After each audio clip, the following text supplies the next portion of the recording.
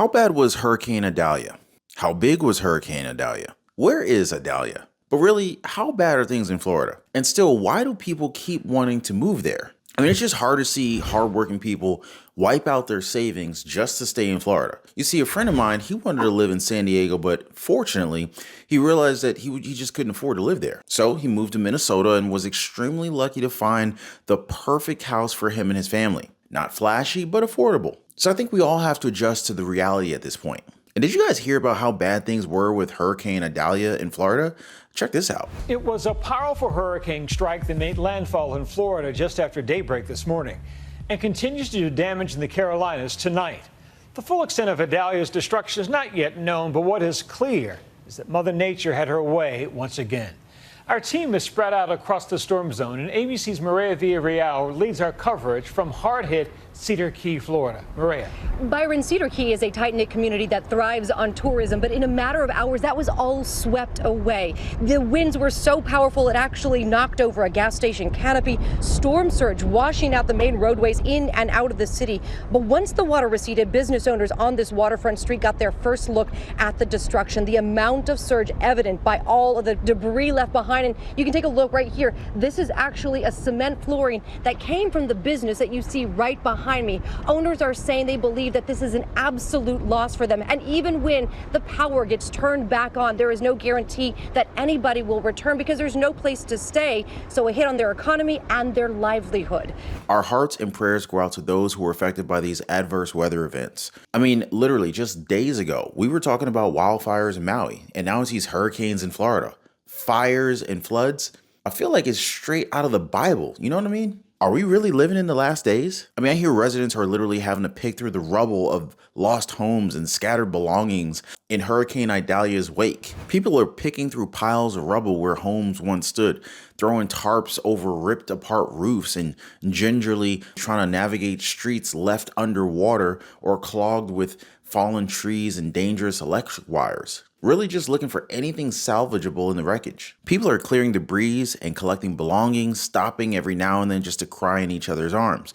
I mean, yeah, guys, it is a real sad situation. Florida officials said there was one hurricane-related death in the Gainesville area, but didn't release any details on that. The state's highway patrol reported earlier that 2 people were killed in separate weather-related crashes just hours before Idalia made landfall. A man in Valdosta, Georgia, he died when a tree fell on him as he tried to clear another tree out from the road. And as many as 500,000 customers were without power at one point in Florida and Georgia as storms ripped down utility poles. Basically, the storm was a narrow one, fast moving, and it really didn't sit on any one area. But if you were in the path, it was devastating. President Joe Biden spoke to DeSantis and promised whatever federal aid is available. Then he called out Congress, mentioning his request for $12 billion in emergency funding to respond to natural disasters. President Biden said we need this disaster relief request met, and we need it in September after Congress returns from recess. So yeah, Congress was in recess this whole time. Imagine that, just on vacation, hanging out. But let's stick together, guys. You, me, our financial freedom fam right here on the channel. Now, if you want to show support for the channel, go ahead and hit the like button to show your solidarity, subscribe to stay informed, and turn on that notification bell so you don't miss out on any of my coming updates. All right, guys. Now, these adverse weather events, they are definitely having their impact, not just on people, but also on their finances, most especially real estate. Insurance providers are backing out of places like Florida more and more. And whatever insurance company does stay, the premiums that they have to charge people in hazardous places like this, they're astronomical. Like, I'm telling you guys, I hear it all the time. It is happening more often that homeowners are having to sell their home just because they can't afford to insure it. It's insanity. The prices of insurance is just ridiculous. Very few people can afford these constant hits to their budget. Earlier this year, State Farm, California's largest property insurer, they announced that it would stop accepting new applications for all property and casualty insurance in the state. Their reason? Historic increases in construction costs outpacing inflation, rapidly growing catastrophe exposure, and a very challenging reinsurance market. Farmers Insurance later followed, putting a cap on the number of policies that it writes in the state. And Allstate last year, they announced that it would no longer write new homeowner policies in California. In Florida, within the last month or so, Farmers Insurance announced that it was pulling out of the state's market to effectively manage risk exposure, as they said. Shortly after, AAA said that it would not renew a very small percentage of higher exposure homeowners policies in Florida because of the state's challenging market. Honestly, though, I get it. Totally get it. Insurance companies, they need to make money, and these adverse weather events like Idalia, they're not helping. But still, I feel like it's the average American that's getting the short end of the stick. You know what I'm saying? It's not helping that Florida and California home prices are going through the roof right now. Get it? Home prices going through the roof?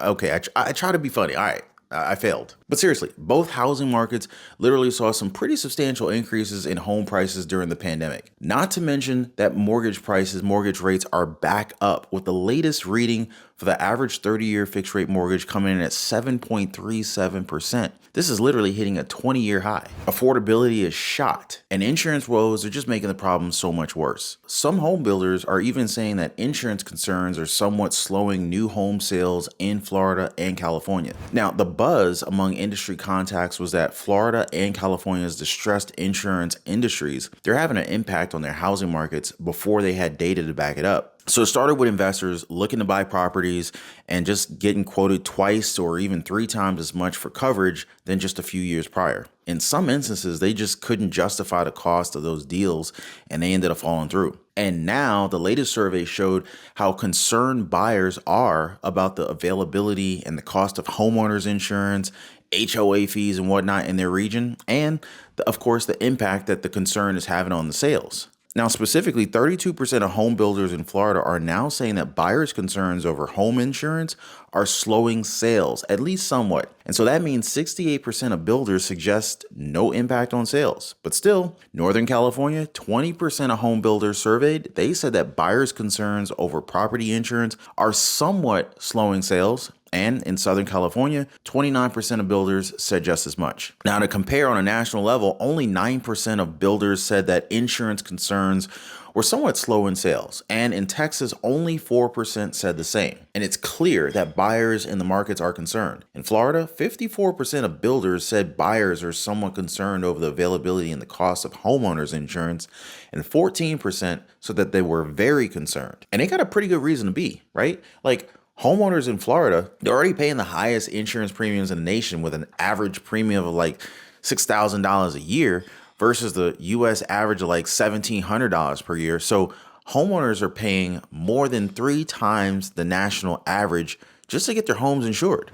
I mean, this is just wild, guys. And like with the way that the weather is actually going, these premiums, they're probably going to continue to go up. There just seems to be more and more extreme weather events, whether it's extreme weather or natural disasters resulting in homeowners filing insurance claims. That results in even higher costs for insurance companies, which is largely why we're seeing insurers either pulling out of these states completely or renewing fewer policies. Those that are left, they can be more selective with whom they cover, resulting in fewer options and higher costs for homeowners. So right now, concerns about costs are just keeping people in rental units longer. It's just downright unaffordable for a lot of folks at this point. Plus, the longer mortgage rates stay above 7%, the more insurance issues will only magnify the strained housing affordability in California and Florida. And I know we're talking a lot about California and Florida, but don't think that these problems won't migrate to other 48 states. So maybe that means that people continue to rent longer, or maybe it means a family that would have moved to Florida chooses not to move to Florida, or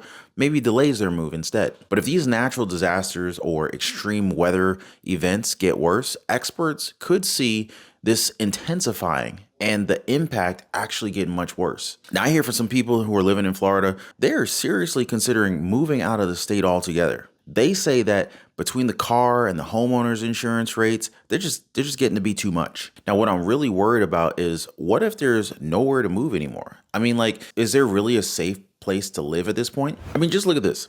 Nearly 3 million Americans displaced by extreme weather in 2022. Approximately 3 million Americans were displaced from their homes in 2022 due to extreme weather events, and 18% of them, or 530,000 people of those, were displaced. And out of those people, they have not returned. About 1/4 of those who relocated due to disaster, most commonly hurricanes and storms, 51% in 2022, they moved to a new state. Fires were the disaster most likely to result in long-term or terminal displacement. Now, of those households displaced by fire, 45% of those people, they never returned to their homes.